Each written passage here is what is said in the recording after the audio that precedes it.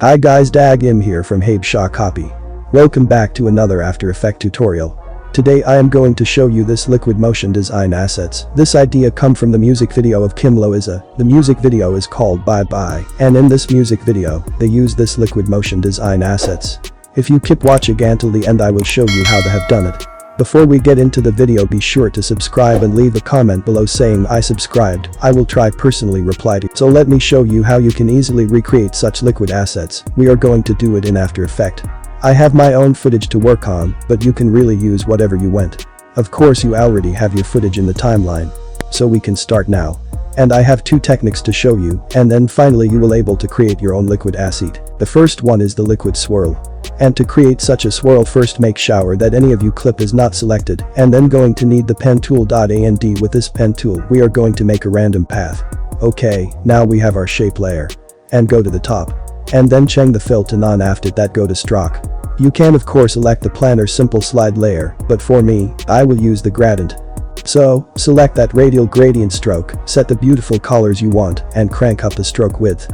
Now, let's put on some magnifying goggles, and let's look for the gradient handles.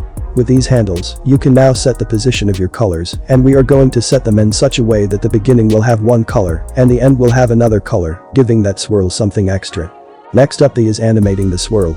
Open up the properties of your shape layer and open up the content property. Now, on the right side you have an add button, click on that and select the trim path option. Then open up the trim path option, and we are going to animate the start and the end. So enable animation for them.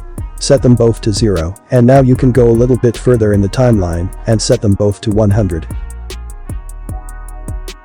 Now the line is gone.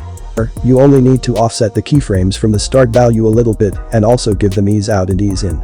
This will brings back your line and animate it. Now we already have an animated line, but we will make it even better. So go to the gradient stroke option, and here we will adjust some options. First set the line cap to round cap, then open the taper settings and set the start length to around 75% and the end length to 100%. Then set the end width also to 100%.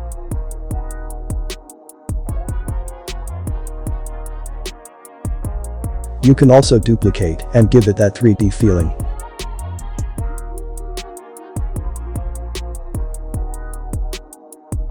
Or you can multiply it up and add some extra little swirls and droplets.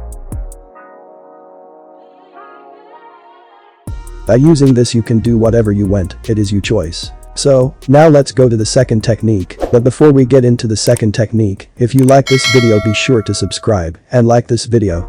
Okay, for the second technique I found a very interesting tool, the auto trace tool. And with this tool your work becomes so much easier.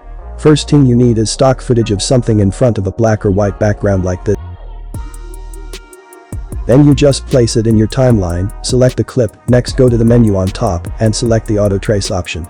Now inside the controls set the time span to work area, then set the channel to luminance and enable the preview option on the bottom. Then the only thing you now to do is play around with the threshold and the corner rounding, so you select everything that you want. Enable apply to new layer, and once you have that, just press OK. We now have animated masks in the shape of dancing flam. And by using this technique you can use for multiple assets. Thank you guys for watching this video. I hope you learned something, and if you do, don't forget to subscribe and like this video. Next time I will come back by another video.